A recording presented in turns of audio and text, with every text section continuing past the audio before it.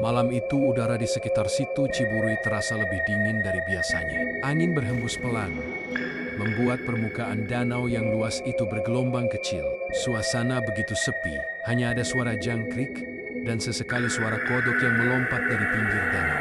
Warga desa sudah lama memperingatkan siapapun agar tidak datang ke situ ketika malam mulai larut. Apalagi jika niatnya main-main atau sekadar penasaran. Tapi seperti biasa, peringatan itu sering dianggap angin lalu, terutama oleh anak muda yang merasa berani dan tak percaya hal-hal mistis. Malam itu, ada 5 orang pemuda yang datang ke situ Ciburui. Mereka adalah Danu, Raka, Bima, Aldi, dan Jeffrey.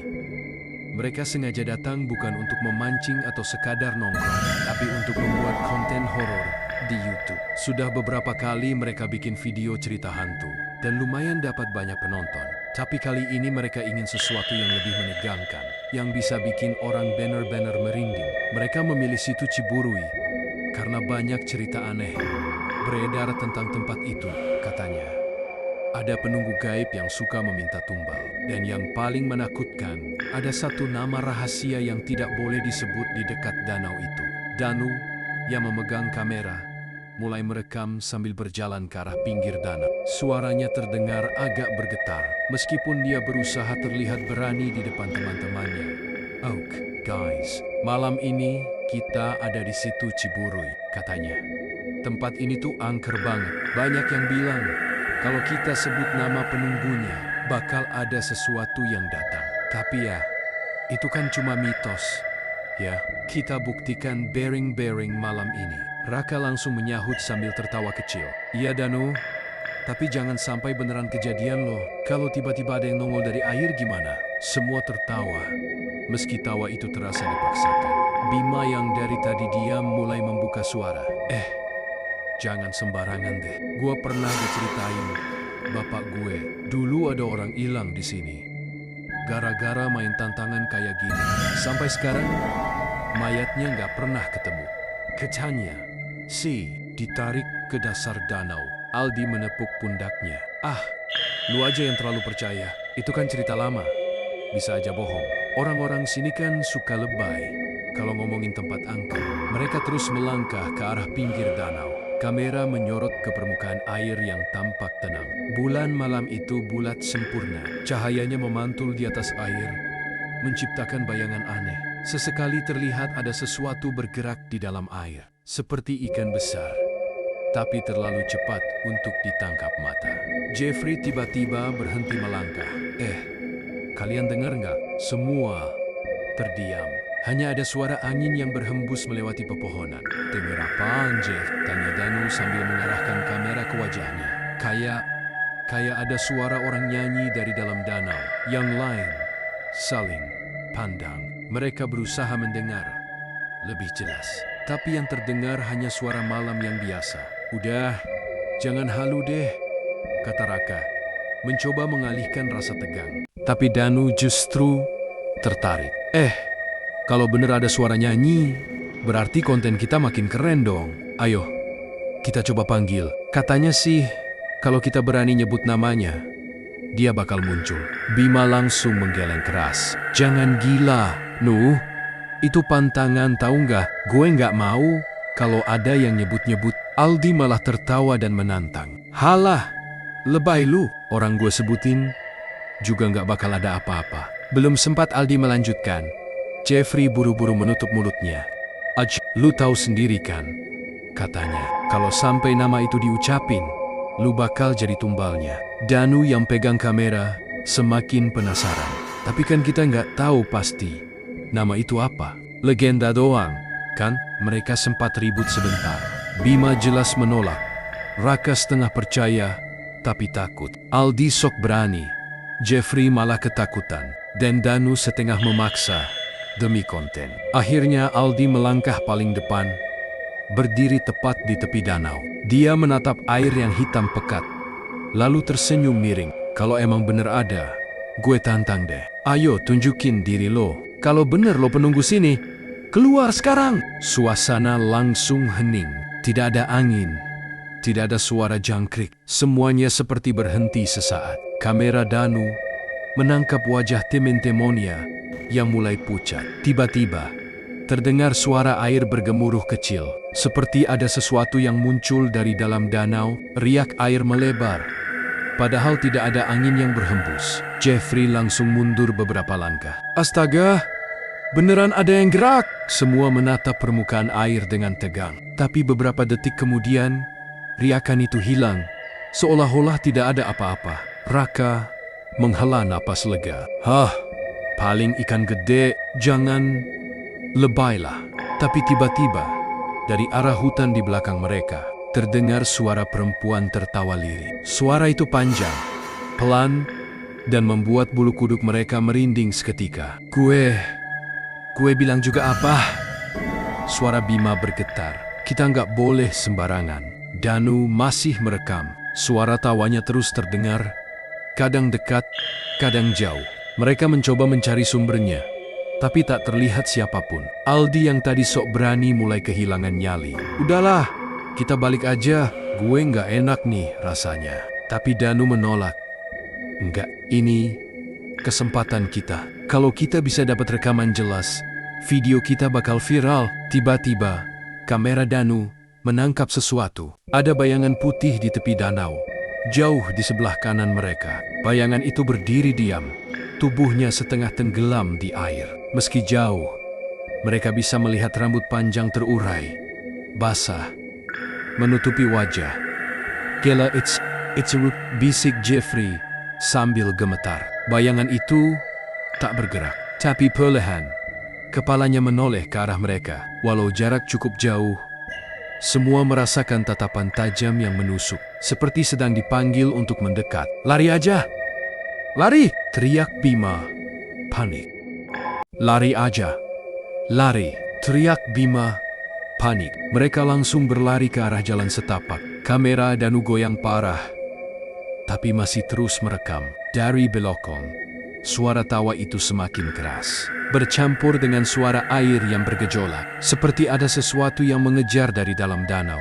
Saat hampir sampai ke motor, Danu menoleh sekali lagi ke arah danau. Dia melihat dengan jelas. Bayangan putih itu sudah berdiri di tengah jalan setapak. Menatap lurus ke arahnya. Wajahnya pucat, matanya hitam pekat, dan mulutnya terbuka lebar, seperti sedang memanggil. Danu terdiam sesaat, tubuhnya kaku, sampai Raka menarik lengannya. Jangan liatin dia.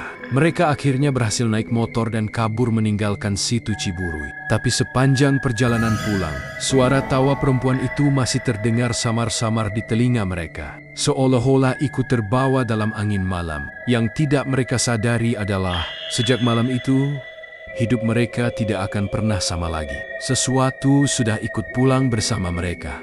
Sejak malam itu, suasana di antara kelima pemuda itu tidak lagi sama. Awalnya mereka mencoba bersikap biasa saja, berpura-pura lupa dengan kejadian di situ Ciburui. Tapi rasa takut itu seperti bayangan yang selalu mengikuti. Tak peduli siang atau malam, keesokan harinya mereka berkumpul di rumah Danu untuk melihat hasil rekaman. Danu terlihat bersemangat, meskipun wajahnya masih terlihat kurang tidur. Dia memutar video di laptop, dan mereka semua duduk mengelilinginya. Awalnya rekaman tampak biasa. Mereka terlihat bercanda, tertawa, meski sesekali terdengar gugup. Tapi ketika sampai pada bagian di mana Aldi menantang penunggu danau, suasana ruangan itu mendadak sunyi. Lihat, tuh, pas bagian ini, kata Danu sambil memundurkan sedikit rekaman. Ada suara aneh, kan? Mereka memperhatikan dengan saksama. Benar saja, ada suara samar seperti nyanyian perempuan. Padahal malam itu, mereka tidak mendengar suara sejelas itu. Jeffrey langsung merinding. Ya Allah, itu suara siapa? Kita berlima, nggak ada yang nyanyi. Bima menghela napas berat. Udah gue bilang, kan, ini bukan tempat main-main. Tapi yang membuat mereka semakin terdiam adalah bagian berikutnya.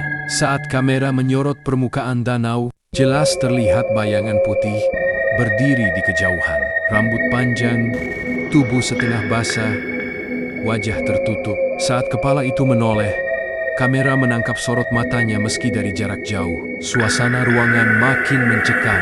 Tidak ada satupun yang berani bersuara. Bahkan Aldi, yang kemarin paling berani, kini wajahnya pucat pasi. Gue nggak mau upload video ini, ujar Danu pelan. Gue takut ada yang kejadian sama kita. Raka mengangguk cepat. Iya, mending dihapus aja. Jangan bikin masalah. Tapi Aldi menolak keras. Justru video ini keren banget. Lo tahu kan? Kalau kita upload pasti viral. Viewers bisa jutaan. Kita bisa terkenal. Bisa dapat duit banyak. Bima langsung menatap Aldi dengan marah.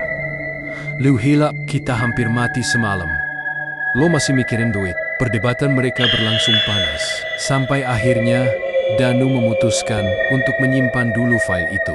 Dia tidak menghapus, tapi juga belum mengupload. Malam harinya, teror pertama mulai datang. Aldi yang paling keras kepala tiba-tiba mengalami mimpi aneh. Dalam tidurnya, dia berada di tepi situ Ciburui.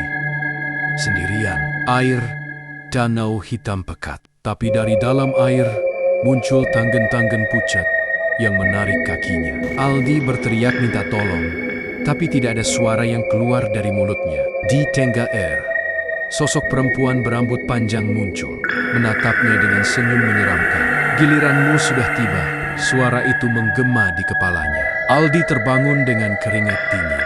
Nafasnya terengah, tubuhnya gemetar hebat. Tapi yang membuatnya hampir gila adalah ketika dia menunduk. Pergelangan kakinya basah kuyup, seolah benar-benar baru saja ditarik dari dalam air. Besoknya, Aldi tidak muncul di sekolah. Teman-temannya yang lain baru tahu kabar itu sore hari. Ibunya Aldi bilang anaknya mendadak demam tinggi dan terus mengigau tentang perempuan di danau. Danu, Raka, Bima, dan Jeffrey datang menjenguk. Mereka melihat kondisi Aldi yang lemah, wajahnya pucat, bibirnya membiru. Setiap kali dia memejamkan mata, tubuhnya bergetar, seperti sedang melawan mimpi buruk. Gue bilang juga apa? Ucap Bima lirih. Ini gara-gara semalam. Dia udah ketempelan. Ibunya Aldi menatap mereka dengan khawatir. Kalian semalam main kemana sih? Kok anak saya jadi kayak gini? Tidak ada yang berani menjawab jujur. Mereka hanya saling pandang, merasa bersalah. Malam berikutnya, giliran Jeffrey yang diganggu. Saat sedang mengerjakan tugas di kamarnya, lampu tiba-tiba padam. Laptopnya mati mendadak, dan hanya ada cahaya remang dari luar jendela. Jeffrey mencoba menyalakan lampu dengan panik, tapi tidak berhasil. Dari arah lemari, terdengar suara lirih. Suara perempuan yang sama, tertawa pelan. Jeffrey langsung merinding. Dia tahu suaranya sama persis dengan yang mereka dengar di rekaman. Dengan tangan gemetar, dia mencoba menutup telinganya. Tapi suara itu semakin jelas, seakan berbisik langsung di telinganya. Dia berlari keluar kamar, tapi ketika membuka pintu, apa yang dia lihat membuatnya hampir pingsan. Di ujung lorong rumahnya, ada sosok perempuan berambut panjang, berdiri diam menatapnya. Wajahnya samar, tapi matanya hitam pekat. Jeffrey berteriak sekeras mungkin, membuat orang tuanya berlari keluar kamar. Tapi anehnya, ketika orang tuanya datang, sosok itu menghilang begitu saja. Sejak malam itu, Jeffrey tidak berani tidur sendiri. Dia selalu menyalakan lampu kamar, tapi tetap saja merasa diawasi. Sementara itu, Danu terus dihantui rasa penasaran. Dia sering memutar ulang rekaman itu. Meski tahu semakin sering dia lihat, semakin merinding perasaannya. Di salah satu bagian video, dia menemukan hal yang sebelumnya tidak dia sadari. Saat kamera merekam wajah Aldi, di belakangnya terlihat bayangan samar, seperti sosok yang sedang berdiri. Padahal waktu itu, mereka berlima saja. Sosok itu jelas bukan siapa-siapa, dengan rambut panjang basah dan wajah pucat menatap ke arah kamera. Ya Allah, bisik Danu gemetar. Dia sadar, sosok itu bukan sekadar penampakan biasa. Dari tatapan matanya, seakan ada pesan yang ingin disampaikan. Pesan bahwa mereka semua sudah ditandai. Hari demi hari, gangguan semakin parah. Bima yang tadinya paling waspada juga mulai merasakan keanehan. Suatu malam, saat dia hendak mengambil air wudhu di kamar mandi, Air keran yang keluar berwarna merah, seperti darah. Bau amis langsung menusuk hidungnya. Saat dia teriak ketakutan, air itu berubah kembali menjadi jernih. Ini udah keterlaluan, kata Bima. Keesokan harinya, kita harus ngelakuin sesuatu.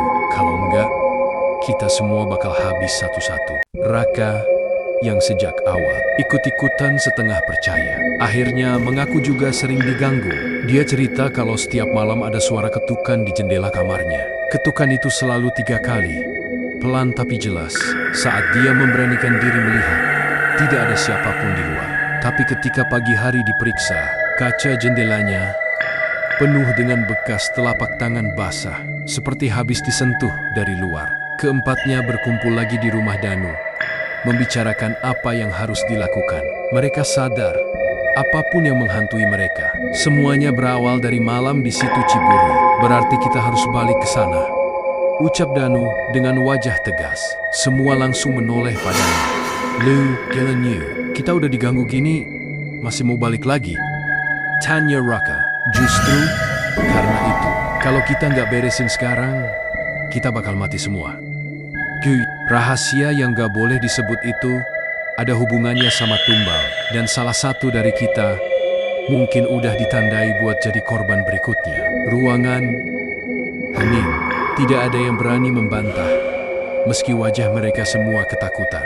Malam itu, keputusan dibuat. Mereka akan kembali ke situ Ciburui untuk mencari tahu apa yang sebenarnya terjadi. Meski itu berarti mereka harus menghadapi langsung penunggu danau yang selama ini hanya mereka dengar dalam cerita, dan tanpa mereka sadari, sosok itu sudah menunggu dengan senyum yang lebih lebar dari sebelumnya. Malam itu, udara di situ Ciburui terasa semakin berat.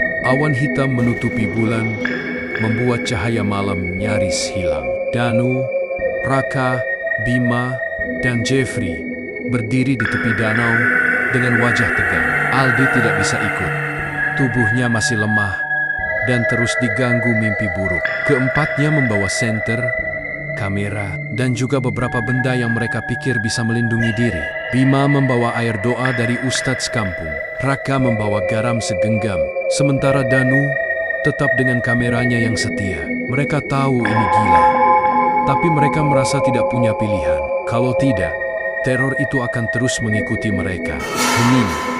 Hanya suara serangga yang terdengar samar. Mereka berdiri, menatap air hitam pekat yang beriak pelan. Gue nggak yakin ini ide bagus.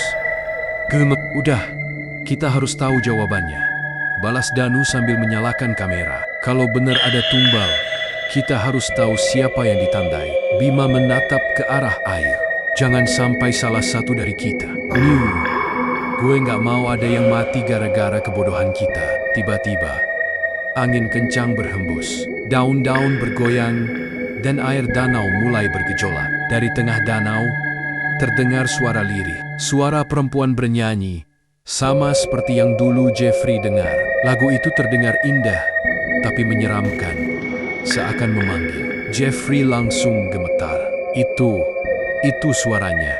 Danu mengarahkan kameranya ke permukaan air. Dan saat itulah, mereka melihatnya. Sosok putih muncul perlahan dari dalam danau, berjalan di atas air. Rambutnya panjang, menutupi wajah pucatnya. Tubuhnya basah, pakaiannya menempel di kulit. Dan setiap langkahnya membuat air beriak. Semua terdiam. Hanya suara detak jantung mereka yang terasa begitu keras. Sosok itu berhenti beberapa meter dari mereka. Lalu, dengan suara pelan tapi jelas, ia berkata, "Siapa yang berani menyebut namaku?" Danu gemetar, tapi tetap meredam. Kami nggak sengaja. Maafkan kami. Perempuan itu tersenyum samar. Tidak ada yang bisa kembali setelah memanggilku. Kalian sudah dipilih. Satu di antara kalian harus jadi tumbal. Ucapan itu membuat mereka semakin panik. Raka berteriak, "Enggak, kita nggak mau ada yang mati." Tapi perempuan itu tertawa. Suara tawanya menggema, bercampur dengan suara air yang semakin keras. Dari dalam danau muncul tangan-tangan pucat. meraih ke arah mereka. Mereka langsung mundur ketakutan. Bima melempar air doa ke arah sosok itu. Sesaat, sosok perempuan itu berteriak nyaring. Suaranya melengking, membuat telinga mereka sakit. Tapi beberapa detik kemudian, dia kembali berdiri tegak, menatap mereka dengan marah. Air doa nggak akan menyelamatkan kalian. Darah harus dibayar dengan darah. Tiba-tiba, tubuh Jeffrey terdorong ke depan, seolah ada yang menarik dari belakang. Dia terjatuh tepat di tepi danau, dan tangan-tangan pucat itu hampir menyeretnya ke dalam. Dia berteriak histeris, "Tolong! Tolong you!" Raka dan Bima buru-buru menarik tubuh Jeffrey. Mereka berusaha sekuat tenaga, sementara Danu masih merekam dengan kamera bergetar hebat. Tapi semakin mereka menarik, semakin kuat tarikan dari dalam air. Dalam kepanikan, Jeffrey berteriak, "Gua rela, asal kalian jangan kena. Biar gue aja yang jadi tumbal." Kalimat itu membuat semua terdiam sesaat. Tapi perempuan itu tersenyum lebar, wajahnya semakin menyeramkan. "Kau bijak, kau rela, maka kau akan kubawa." Tarikan dari dalam air semakin kuat, hingga akhirnya tangan Raka terlepas. Jeffrey jatuh masuk ke dalam danau. Tubuhnya langsung ditelan air hitam. Suara teriakannya bergema, lalu hilang begitu saja. Permukaan danau kembali tenang, seakan tidak pernah ada apa-apa. Heneng, Raka terduduk lemas di tanah. Wajahnya basah oleh air mata. Astaga, dia beneran hilang. Dia beneran jadi tumbal. Bim menendok. Wajahnya pucat. Kita udah kehilangan dia. Danu masih menggenggam kameranya dengan gemetar. Kamera itu merekam semuanya, dari awal sampai Jeffrey menghilang. Kita harus cabut dari sini. Kalau kita tinggal lebih lama, mungkin kita semua bakal ditarik juga. Mereka bertiga segera lari meninggalkan situ Ciburuy. Angin malam kembali tenang, seolah-olah tidak terjadi apa-apa. Tapi di telinga mereka, suara tawa perempuan itu masih terngiang, seakan mengejek. Beberapa hari kemudian, kabar tentang Jeffrey menghilang menyebar di desa. Orang tuanya bingung. Polisi tidak menemukan jejak apapun, hanya motor Jeffrey yang tertinggal di dekat jalan menuju situ Ciburuy. Tidak ada yang tahu apa yang sebenarnya terjadi. Danu mencoba menghapus rekaman itu, tapi anehnya, file tersebut selalu muncul kembali di laptopnya. Setiap kali dia hapus, file itu akan ada lagi dengan nama yang berbeda, lebih menyeramkan lagi. Di akhir rekaman selalu ada tambahan gambar. Sosok perempuan dari danau menatap lurus ke arah kamera sambil tersenyum. Aldi yang sempat sakit akhirnya meninggal mendadak di rumahnya. Kata ibunya, Aldi mengigau semalaman, memanggil nama yang tak jelas, sampai akhirnya tubuhnya kaku dan tidak bernyawa. Kini tersisa hanya 3 orang, Danu, Raka, dan Bima. Mereka tidak berani lagi mendekat ke situ Ciburuy, tapi rasa bersalah dan ketakutan terus menghantui.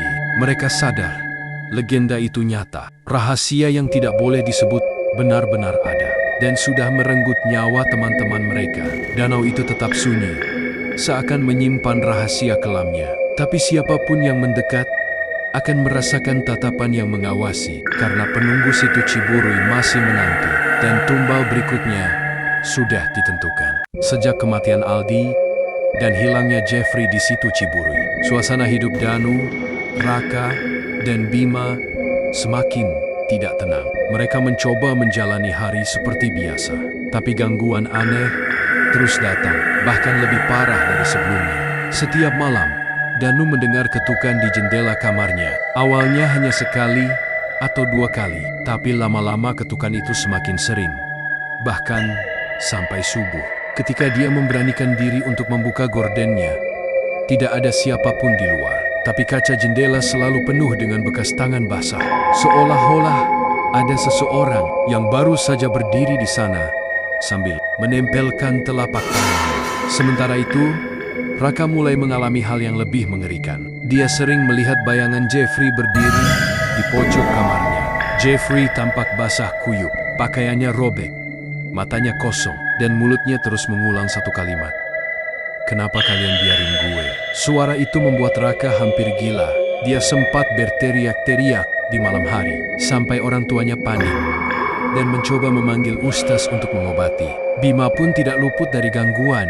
Suatu malam, saat dia sedang salat, tiba-tiba lampu rumahnya padam. Dari dalam kegelapan, terdengar suara air menetes. Tapi bukan suara air biasa, melainkan seperti darah kental yang jatuh, setetes demi setetes. Saat dia membuka mata, dia melihat lantai sekitarnya basah merah. Bau amis menusuk hidungnya, dan di depannya ada sosok perempuan berambut panjang sedang merangkak mendekat. Wajahnya rusak, matanya hitam, mulutnya penuh darah. "Darah," katanya dengan suara serak. Bima langsung jatuh terduduk. Tubuhnya gemetar hebat saat dia sadar kembali.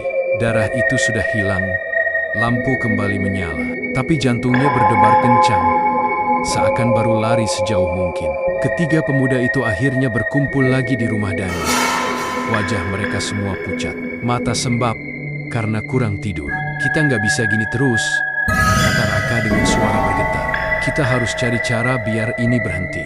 Bima mengangguk. "Kalau benar ada tumbal, berarti kita harus tahu kenapa dan siapa yang ditandai selanjutnya." Danu menatap layar laptopnya. "Gua udah cari-cari info. Ada catatan lama dari warga desa," katanya. "Penunggu situ Ciburuy itu dulunya seorang perempuan yang dipaksa jadi tumbal ratusan tahun lalu.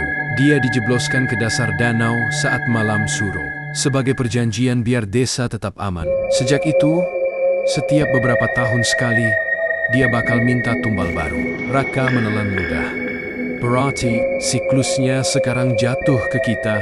"Kayaknya iya," jawab Danu lirih. "Dan yang paling parah dari catatan itu, kalau kita udah memanggil namanya, artinya kita udah masuk ke perjanjian.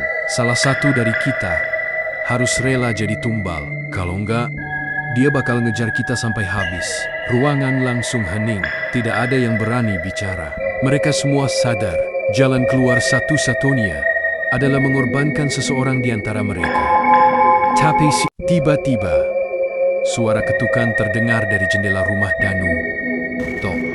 Suara itu pelan, tapi membuat darah mereka serasa berhenti mengalir. Danu memberanikan diri mendekat, lalu membuka gorden. Di luar, terlihat wajah Jeffrey, pucat, matanya kosong, bibirnya biru. Dia menatap langsung ke arah mereka, lalu tersenyum lebar. Dari mulutnya keluar suara perempuan, bukan suaranya sendiri.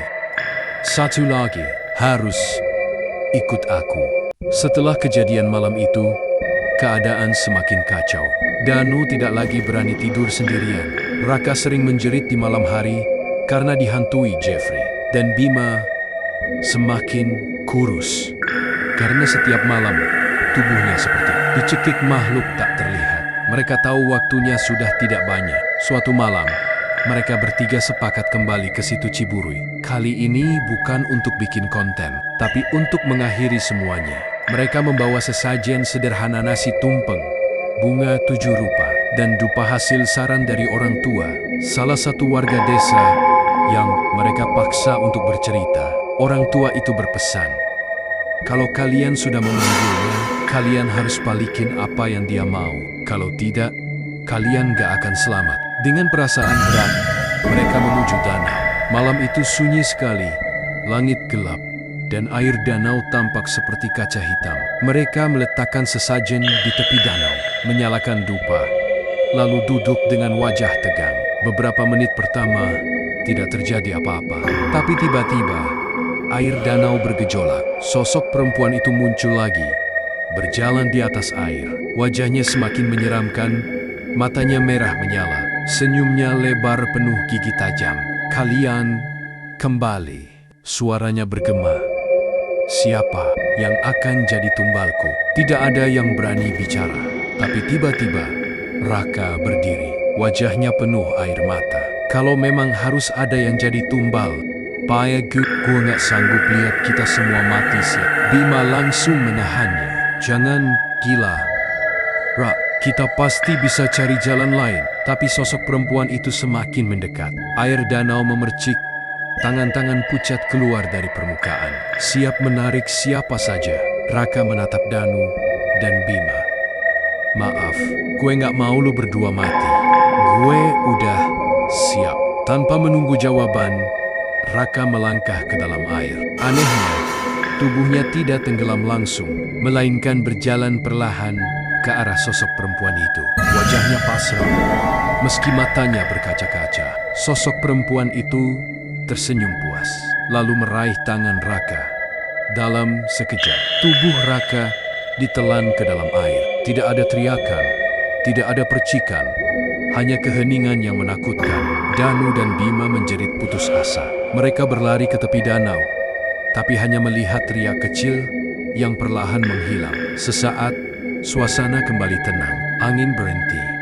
Suara serangga kembali terdengar. Seolah-olah semua sudah selesai. Tapi ketika mereka menoleh, kamera Danu yang terjatuh di tanah masih merekam. Di layar kamera, terlihat bayangan putih berdiri di belakang mereka, menatap lurus ke arah lensa, sambil berbisik, perjanjian belum selesai.